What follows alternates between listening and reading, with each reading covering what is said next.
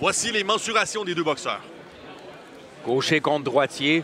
Toujours intriguant la taille de Machado, même s'il vient juste d'arriver à 140 livres, 5 pieds 10. Donc, l'avantage, la grandeur et la portée. C'est parti, premier round d'action. Pour vous donner une idée, Machado, il a été champion du monde dans la catégorie de poids de Avery Martin-Duval qu'on vient de voir dans le ring. Oui. 130 livres.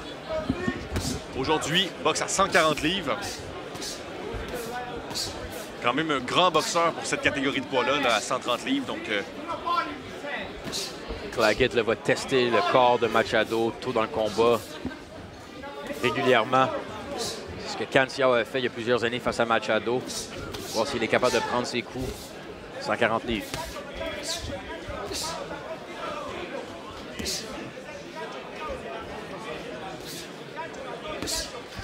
C'est Claggett qui a plus de difficultés contre les techniciens, les gars qui bougent beaucoup, qui ont un bon jeu de jambes.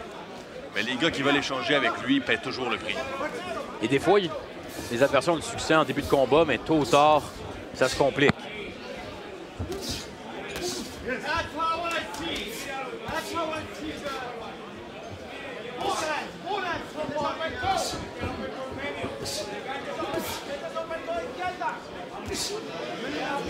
Machado est dos au câble présentement. Steve Claggett applique de la pression déjà.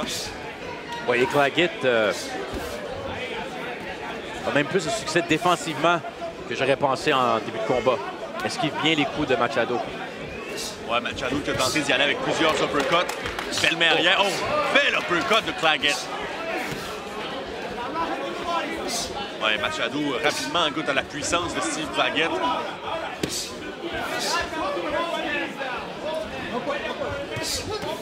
Et ajouter à sa fiche un ancien champion du monde, ce serait tout un exploit là, pour Steve Claggett.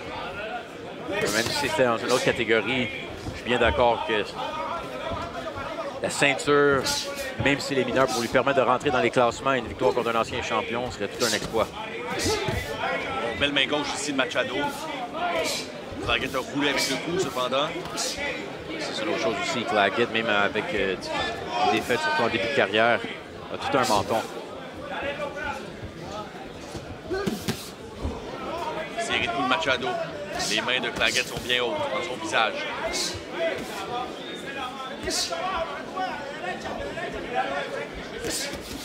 Machado n'est vraiment pas capable de faire reculer Claggett, comme est souvent le cas.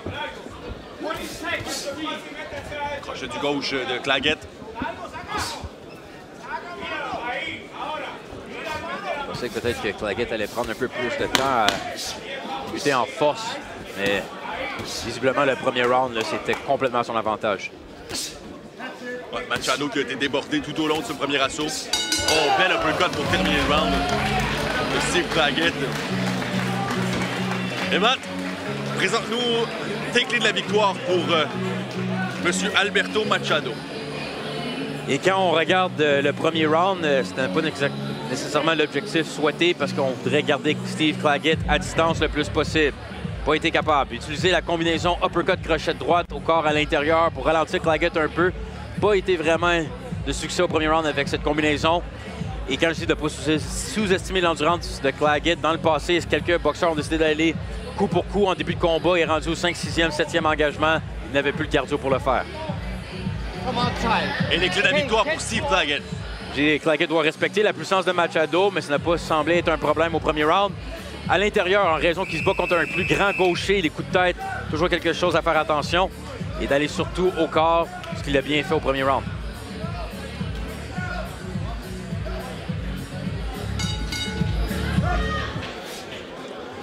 Deuxième round entre Steve Claggett et Alberto Machado. C'est ça que je pensais Machado allait faire un peu plus, le jab, même si Claggett arrive l'avant rapidement. Pas en mesure de garder Claggett à distance. Série de coups au corps. Puis il termine avec un uppercut de la main gauche à la tête, Claggett.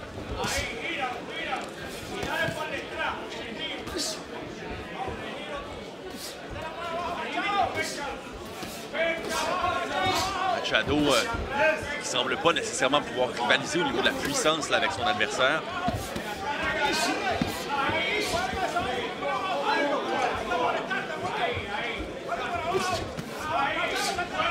Bel uppercut à l'intérieur. Machado tente d'y aller au corps pour ralentir Claggett. Encore. Voyez-vous pas mal de coups là, de Machado au corps. Oui, même certains limites. Mais Claggett, il est tellement habitué. C'est du copier-coller de ce qu'on voit depuis plusieurs combats avec lui.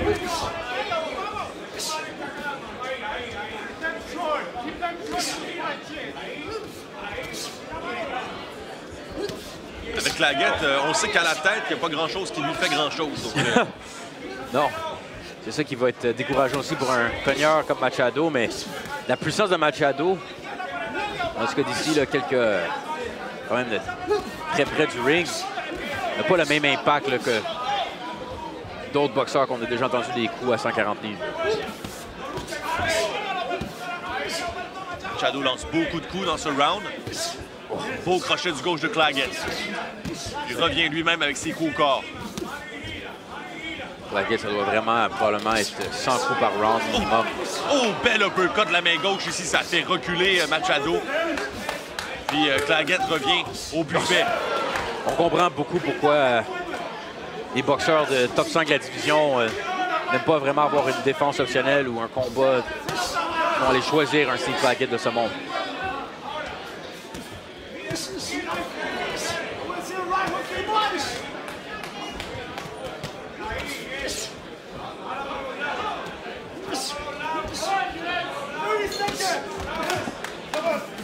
Machado, à date, tout ce qu'il lance ne semble pas déranger Claggett. Claggett bloque bien. Et voilà.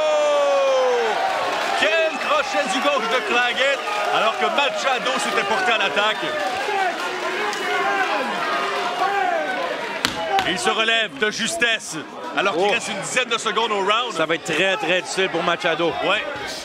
Belle main droite, double main droite de Claggett. Machado recule. Et il réussit à s'en sortir. J'ai l'impression que Machado s'est demandé 2 secondes s'il voulait poursuivre ce combat-là, en voyant l'animal qu'il y a devant lui. Parce que je vous garantis une chose, Claggett ne va pas ralentir au 3e. Je pense que...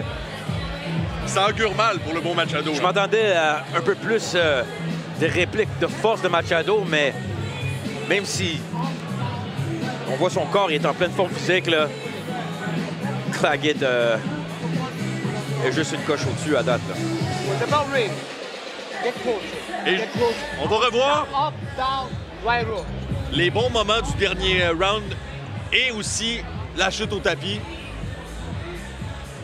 C'est une chose aussi, Machado, c'est le coup au corps avait un peu de succès au début du round, mais à la tête, Claggett bloque bien les coups. Ici, main droite, main gauche. Tu as de la difficulté à anticiper de quel coup s'en vient Claggett. Il lance beaucoup de répertoire. Donc, c'est des fois, c'est le crochet, uppercut, crochet. Double crochet. Ouais. Et là, c'est reparti. La dernière personne qui a mis la main sur la ceinture NABF qui est en jeu ce soir, c'est Teofimo Lopez. Wow.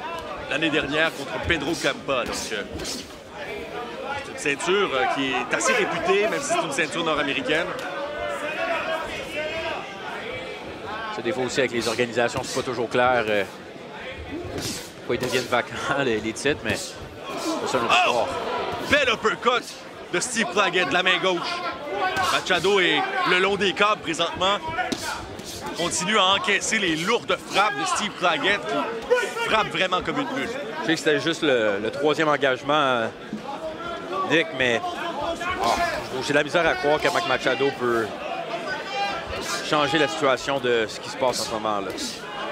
La force de frappe de Machado qui ne semble pas embêter pantoute Steve Claggett. Et Claggett, lui, qui continue à lancer ses coups avec son transfert de poids qui est quasi parfait à chaque fois. Machado est un homme en mission, là. Ouais.